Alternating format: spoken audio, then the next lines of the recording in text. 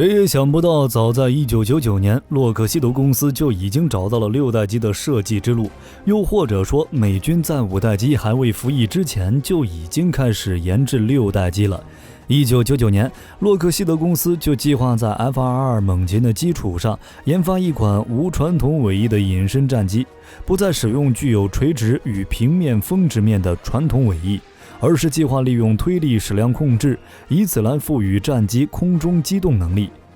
20年后的今天，这个设计概念时刻出现在美国各种6代机的渲染图上。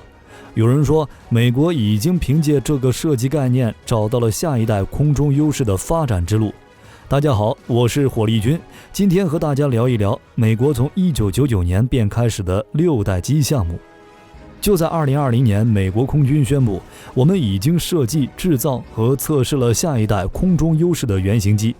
这一消息可把许多国家吓坏了。自家5代机还没批量列装，6代机还在梦里面，美国那边已经在测试6代原型机了。美国空军还表示，这架原型机不负众望，综合性能比任何一架现役战机都要强大，完全可以帮助美军主宰未来几十年的空战领域。同时，美国空军还发布了一张生日庆祝照片，展示出了一款没有传统尾翼的楔形战机。从那以后，不管是美国空军还是其他军火商，都开始展示类似的楔形战机。80-90年代，洛克希德凭借 YF-22的设计，赢得了空中优势战斗机计划的胜利。在那个4代机还在满天飞的时代，宛如外星科技一般的 F-22是没有对手的。也正因为 F-22战机的成功，所以 NASA 觉得不能让这个设计浪费，先后在 F-22的基础上发展了许多技术验证机，这也是美国装备发展的习惯。服役的任何一个先进设计，美国都会投入大量资金来进行改进性的研究。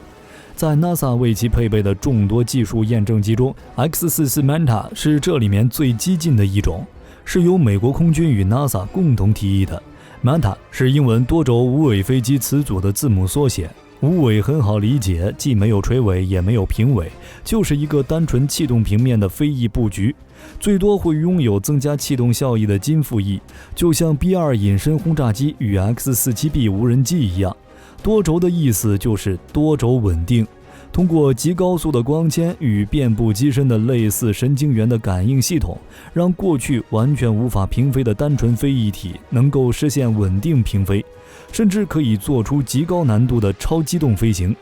不过，想要实现多轴稳定可不容易，这不仅需要技术水平非常高的飞控软件，还需要极高速度和极大容量的光传硬件，才能达到类似于鸟类飞控神经的效率。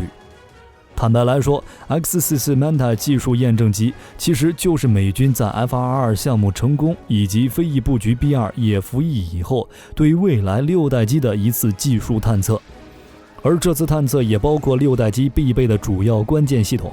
虽然 F-22、F-35采用的尾翼与 F-16等非隐身4代机略有不同，但依旧算是带有传统尾翼的设计。而 X-44 Manta 的设计初衷则是不采用传统尾翼，但还有具备相同的尾翼机动性。由于没有尾部，飞机的雷达回波将大大减少，从而打造出一架比 F-22隐身能力更强的飞机。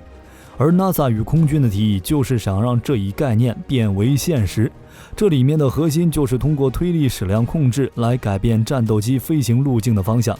从60年代开始，美国就先后在 F-11虎式飞机加装反推力喷口，验证推力偏转的密封问题；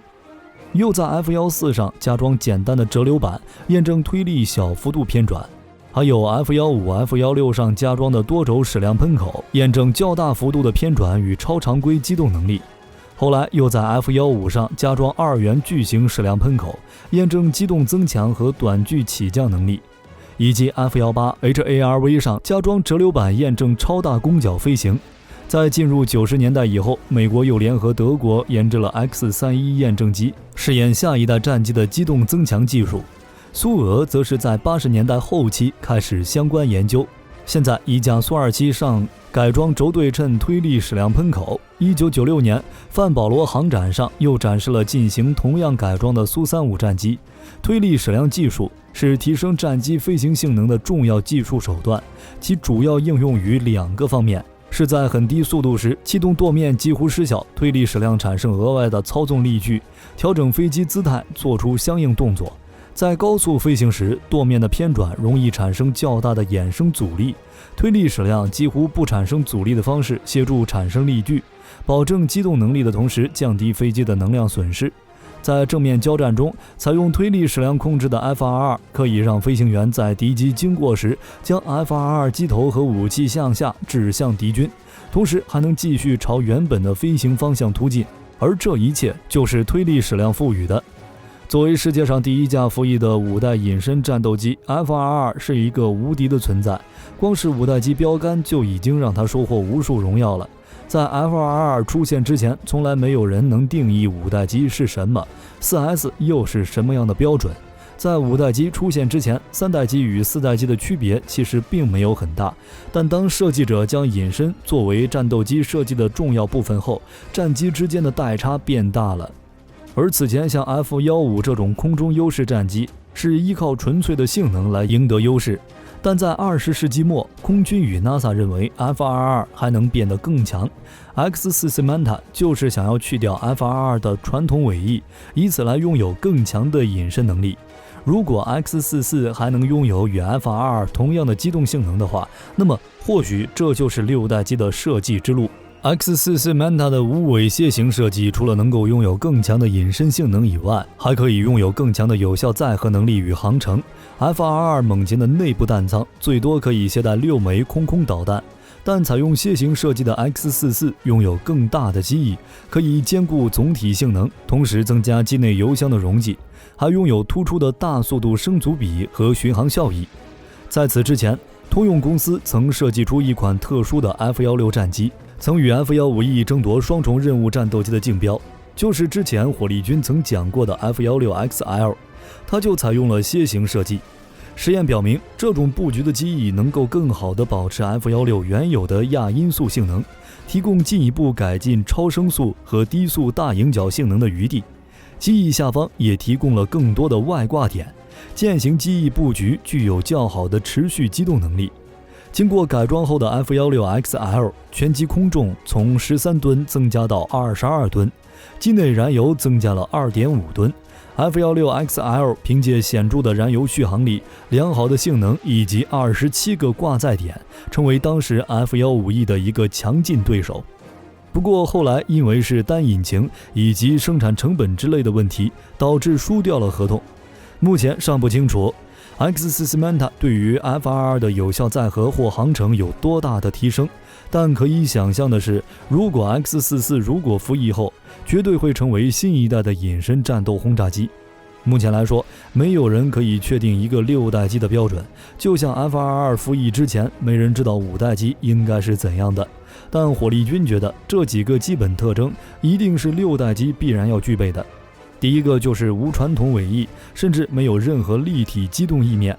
只有这样才能获得远超5代机的隐身性能，并且还能减轻机身重量，增加航程以及有效载荷能力。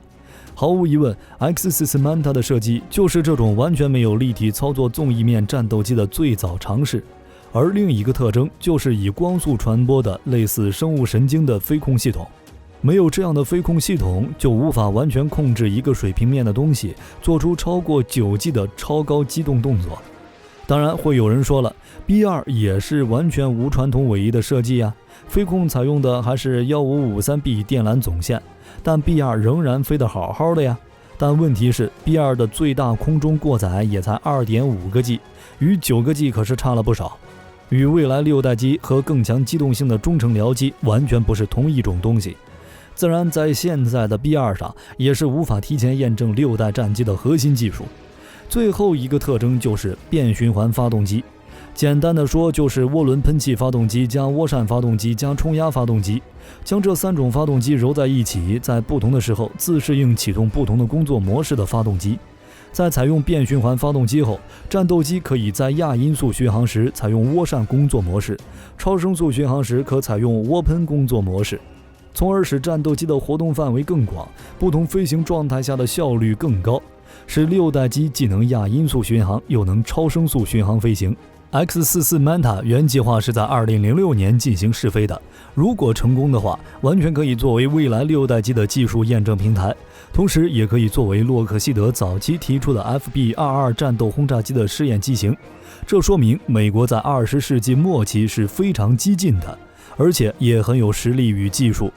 毫无疑问 ，X-44 Manta 项目的前提是打造出一款比 F-22 更好的隐身战斗机。而这也正是美军下一代空中优势的既定目标。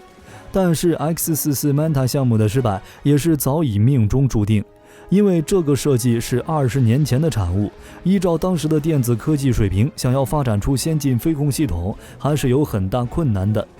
它的设计概念诞生于1999年，与 F-35战机项目处于同一时期，而美军下一代空中优势想要对抗的目标，毫无疑问是中俄5代机。甚至是6代机。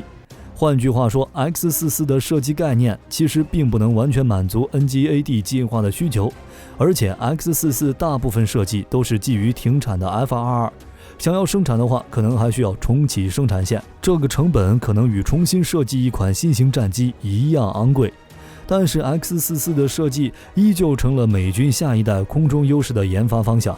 正如美国各种6代机渲染图一样，包括其他国家放出的渲染图都是采用了楔形无尾设计，这说明了无尾楔形的设计已经成为了主流。如今，美国的 NGAD 项目将集结美国现有的各项顶尖技术，融入数字化工程技术，飞行速度、武器系统、飞行高度以及航天系统等都会迎来全新的设计，甚至有望进入太空边缘。整体性能也将在第5代战斗机的基础上实现颠覆。就在今年，美国51区就被拍到一架神秘飞机，很可能就是美国空军第6代战机。从卫星图片上看，这架神秘飞机采用了一身融合的一体化设计，已经无法具体区分机翼和机身，这也符合当今的高度隐身化以及生力体结构的要求。在6代机这个方面，美国走在最前面， NGAD 甚至可能会是首个面世的战机，当然价格也是突破天际。美军下一代空中优势未来战斗机计划可能是历史上最昂贵的战斗机项目，预计每架有人驾驶的这种第6代战斗机将耗资数亿美元，而且 NGAD 还分为2个项目，分别由美国空军和美国海军主导。由于双方对未来战斗机的需求不一，这就意味着2种 NGAD 不会采用相同的设计，美军也就无法通过大批量采购来降低单价了。估计美军又需要各种威胁论来说服国会拿钱了。你们觉得究竟哪一支空军能够先行部署6代机呢？火力军选择美国。好了，本期内容就到这里了，我是火力军，咱们下期再见。